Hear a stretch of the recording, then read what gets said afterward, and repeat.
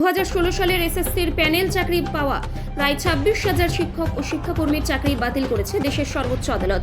আদালতের রায়ের পর থেকেই রাজ্য জুড়ে শুরু হয়েছে আন্দোলনের ঝড়। উল্লেখ্য, এই প্যানেলে যোগ্য অযোগ্য বাছাই না করে প্যানেলে চাকরি পাওয়া সকলকেই বাতিল বলে ঘোষণা করেন সুপ্রিম কোর্ট। ফলে বিপাকে পড়েছেন প্যানেলে থাকা যোগ্য প্রার্থীরা। অবিলম্বে যোগ্য প্রার্থীদের তালিকা প্রকাশ করে তাদের আদালতের প্রক্রিয়ার মধ্যে তাদের চাকরি ফিরিয়ে দেওয়ার দাবি জানিয়ে মঙ্গলবার আন্দোলনে সামিল হয় এআইডিএসও দার্জিলিং কমিটি। এদিন সংগঠনের পক্ষ থেকে রাজ্যব্যাপী একটি বিক্ষোভ সমাবেশ সংগঠিত করা হয়। পাশাপাশি শিলিগুড়ি কোর্ট মোড়ে এআইডিএসওর পক্ষ থেকে কর্মসূচি গ্রহণ করা হয়। সঞ্জয় দাস, এআইডিএসও দার্জিলিং জেলা কমিটির সম্পাদক। আপনারা সকলেই জানেন, সাম্প্রতিক যে সুপ্রিম কোর্টের যে 26,000 যে এসএসসি চাকরি প্রার্থী যে বাতিল হলো, তার প্রতিবাদে আমরা গোটা রাজ্য জুড়ে আজকে 8 তারিখে বিক্ষোভ কর্মসূচি পালন করছি। বিশেষত আমরা মনে করি যে রাজ্যের শিক্ষা দপ্তর, রাজ্যমন্ত্রী এবং মুখ্যমন্ত্রীর নেতৃত্বাধীন যে এসএসসি কমিশন, তারা যেভাবে যোগ্য অযোগ্য প্রার্থীদের জলঘোলা করেছে, যেভাবে ওএমআর শিট পুড়িয়েছে এবং তার রিপোর্ট হাইকোর্টে এসেছে এবং হাইকোর্ট থেকে সেই প্রার্থীদের বাতিল করা হয়েছে এবং তারপর সুপ্রিম কোর্টে। আমরা মনে করি যে এটা একটা উদ্দেশ্যপ্রণীতভাবে করা হয়েছে এবং পুরো দুর্নীতিটাকে তারা ধামাচাপা দেওয়ার জন্য পুরো ব্যাপারটাকে যোগ্য প্রার্থীদের উপর তারা সেটা চাপিয়ে দিয়েছে।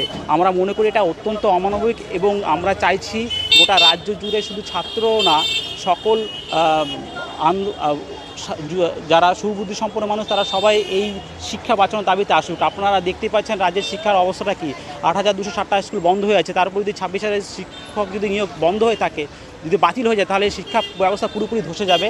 আমরা মনে করি যত দ্রুত পারা যায় সুপ্রিম কোর্টে আবার রিপিটিশন করে এবং এই যোগ্য প্রার্থীদের কী করে স্কুলে আবার ফেরানো যায় এবং আরও স্থায়ী শিক্ষক নিয়োগ করা হোক, তার জন্য গোটা রাজ্য জুড়ে আন্দোলন তৈরি হোক। আমরা চাইছি যে যোগ্য প্রার্থীরা যারা আছে তারা অতি দ্রুত স্কুলে ফিরুক। যেভাবে এসএসসি এবং শিক্ষা দপ্তর যেভাবে এই ব্যাপারটাকে ধামাচাপা দিয়েছে, সেখান থেকে আমরা মনে করি যে এই দায়ভার মুখ্যমন্ত্রীকে নিতেই হবে এবং তার পাশাপাশি আমরা চাইছি গোটা শিক্ষা ব্যবস্থাকে বাঁচানোর দাবিতে ছাত্র সমাজ সহ সমস্ত শিক্ষাপ্রেমী মানুষ এই দাবিতে, যোগ্যদের চাকরির দাবিতে যেন সবাই আমরা একটা ঐক্যবদ্ধ আন্দোলন তৈরি করতে পারি, না হলে কিন্তু তাছাড়া কোনো আর উপায় নেই। বিশ্বব্যাপী আইডিওটাকে বিক্ষোভ চলছে। 8ই এপ্রিল 16 সালের এসএসসি প্যানেল থেকে যোগ্যদের চাকরি বাতিল হলো কেন? জবাব চাই, জবাব দাও। যোগ্যদের চাকরি বাতিল হলো কেন? রাজ্য সরকার জবাব দাও। 2016 সালের যোগ্যদের চাকরি বাতিল হলো কেন? রাজ্য সরকার জবাব দাও। ইনকলাব